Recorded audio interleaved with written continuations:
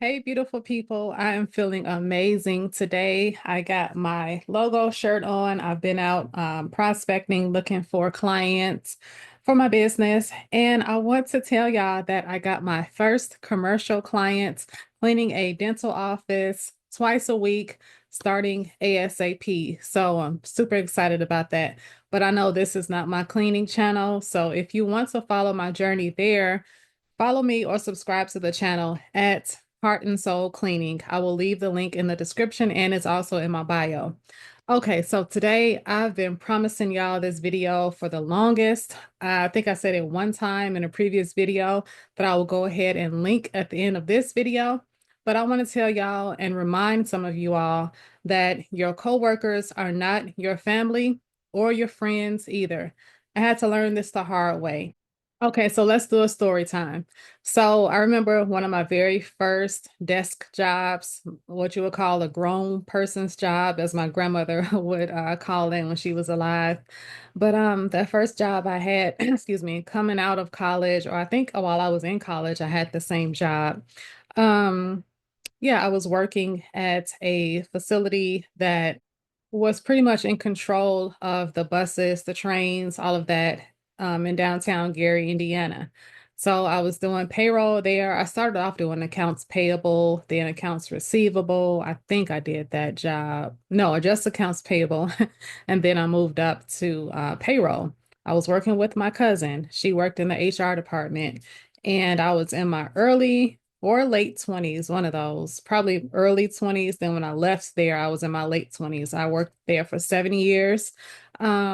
But the first couple of years, it was a hot mess. It was a hot mess throughout, honestly. But the first couple of years, I'm just like, oh my God, what in the world did I get myself into? Super unprofessional, just a whole lot of stuff I don't feel like getting into right now. But anyway, like I said, I was working with my cousin, and at one point in time, I just needed a break. A few points actually, but this one time, I needed a vacation somewhere else. I was tired of the cold weather there also in Indiana, and I wanted to go to Vegas. But the thing is, I did not have any vacation time, but I had some sick time that was accrued. So I thought of this plan to fake an illness. I got a doctor's note from a cool doctor I had back in the day, rest his soul. He's deceased now, but he wrote me a doctor's note that's pretty much said I had strep throat. And he pretty much excused me from work for about a week to rest from my strep throat illness. And so during that time, I booked a vacation to Las Vegas. I sure did. I was there for about 4 days, 3 nights, 4 days. And I told my cousin that after the fact, after I had got back from work, I know y'all are probably thinking, why in the world did you tell? Well, because she was the only person that I told, and I thought that because we were family, we could kind of laugh it off and we go on about our business. Little did I know, she told somebody. And here's the thing, right before I decided to fake my illness and be out of work for those few days or a whole week, everything was caught up on my end. Like my work was caught up. Nobody had to do anything for me. It was not a payroll week. So therefore, I didn't have to process payroll that week. It was just pretty much going to be a chill week for me, but I still didn't feel like being there either. So that's why I devised this plan to be out of work, go to Vegas, enjoy myself, relax, unwind. And yeah, like I said, she told somebody, then they told somebody, then they told somebody else. But I didn't end up getting in trouble because for one, nobody else knew how to do payroll in the office. Nobody else wanted to learn. So I pretty much had what you would consider job security at that place. But still, the fact that she told just really rubbed me the wrong way. And it made me not want to tell her anything else, no, regarding anything. Like we just spoke on a as needed basis when it pertains to work related stuff. That's when I will talk to her. But yeah, I was highly pissed. I didn't expect that behavior from my own family. Then, as I progressed throughout the years, worked in some other job positions, I noticed how fake and phony people were. I just started to open my eyes more to those people who just kept up a lot of drama, were super nosy, all in people's business, asking personal questions that they shouldn't even be asking, asking people about. Then they would tell me things about other people as if they were using gossip as a bonding tool to build a friendship or a relationship with me. But it doesn't work like that with me because I don't give a damn, to tell the truth. I don't care about people's personal life like that. I mean, I used to just come to work, do my job, go home, mind my own business, and be happy and repeat that whole process. Now, there were some people, I will admit, there were literally two people throughout my whole work career journey, or whatever you want to call it, during the whole time I had all these jobs. It's two people that I would consider friends, like honestly. We don't talk as often as I would like for us to. I guess, when life gets in the way, I don't take things personal like that. But it'd be cool to just hang out with them every now and then, meet up somewhere, shoot the breeze, have good conversations, or even go to a workout class or something together and, grab a smoothie or something like that afterwards. That's cool to me. But yeah, throughout my whole journey of being somebody else's employee, I made friendships with literally two people because they felt good, to my spirit. They never gossiped. They never brought up any negativity. They always had good vibes. Yeah, just people that I would enjoy being around. So I'm not here to say you cannot make friends in the workplace, but just be cautious of who you decide to trust in the workplace and always trust your intuition on top of everything. Observe people, don't divulge all of your information to them, and listen to them when they're telling you certain things or talking about certain things. If they're talking about people, other people in their business all the time, what do you think that they're going to tell that person about you if you decide to tell them certain things about you and your business? You see what I'm saying? It's just not wise to do that. And I do not understand why it is so hard for these employers, for these leaders, quote unquote leaders, for management to just allow people to come to work, do their job, and go home and not get involved in the office politic drama, nonsense, any of that type of stuff. Why can't people just come to work, do their job, and go home? I do not understand. But like somebody said in a comment in one of my previous videos, it is an unspoken rule that leadership and just people at the workplace, it's this unspoken rule that people expect you to be the outgoing person, to be personable, to befriend people, when honestly, there are some people in that workplace, most people that do not deserve your friendship because they're snakes in the grass. They are negative, and who wants that type of energy around them anyway? What person in their right mind will want to be on the phone after you done already clocked out of work, after you done already went home and relax and unwind?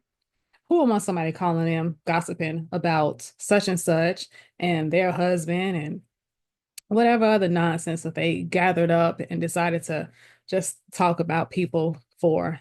I just don't get it. Get a life. Get a life. Oh my God. So yeah, it is just so hard for me to befriend people that constantly trauma dump on me and expect me to listen to their woes and whatever else they have going on at home. And I feel like people like that need a therapist, not a quote unquote friend to dump all of their issues on and expect them to do that on a consistent basis. I can see maybe, probably every now and then, but not all the time. Like, come on now, we all go through things. And I'll make a cognizant effort to not tell people certain things that I'm going through because, for one, I feel like eventually they're going to work themselves out. And two, I like to work on my own problems in my own time to myself. I don't need people all in my business because I keep people at arm's length. A lot of people I keep at arm's length. And if I go and tell them what I have going on or those things going on in my life that I wish would change or that I'm working towards changing, I don't know if that information will be used against me.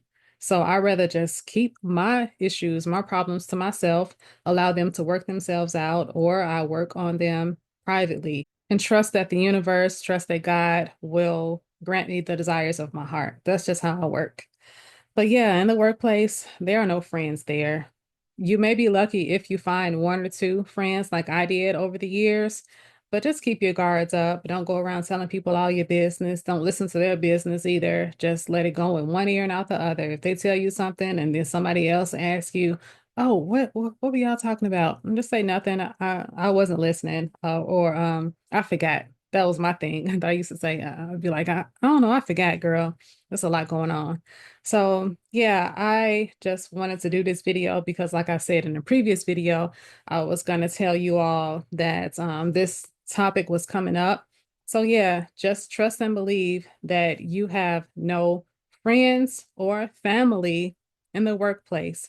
Because here's another thing, too. When I was looking for jobs in the past, and I would go on these interviews, and some of these recruiters and managers would say things like, "Oh, we're like a big happy family around here." That was always a red flag for me because, for one, what does family do? Think about it. They bicker, they fight, they argue sometimes, then they make up, and then the cycle continues. Um, I'd be pretty naive to say that a lot of families do get along and have this whole cohesive type of relationship, when in fact we know that families don't do that. They're not like that. So when an employer says we're like a big happy family, it was always a red flag for me because I'm just like, no, no thanks. I'll pass. So yeah, my thing is I look, well, when I was looking for jobs, I would want to see something like we work together towards a common goal, things like that, not no big happy family. But yeah, don't go around telling people your business in the workplace, and just go there, do your work, socialize a little bit if you need to. Be cordial, do your job, do what you're supposed to do, show up on time, show up early, whatever you feel like you need to do to stand out, but don't be fake. That's all I can say, because that gets really draining after a while. You can do it for a little bit, because I did it for a little bit too, until it just got really tiring for me. And I'm like, no thanks. I opt out. So now that I have my own business and I go into these other businesses to pitch myself, I find that I am more authentic, being my authentic self, not quiet or shy, but cordial, making casual conversation, not being fake with it, not being nosy, and not getting on people's nerves just to make a friend. Okay. So I hope that this video spoke to somebody. I hope that you resonated with something that I said. If you experience, fake friendships in the workplace, or are experiencing fake friendships in the workplace and gossiping people, negativity, go ahead and leave a comment down below. Let's get the conversation going. And until then, I will see you in the next video.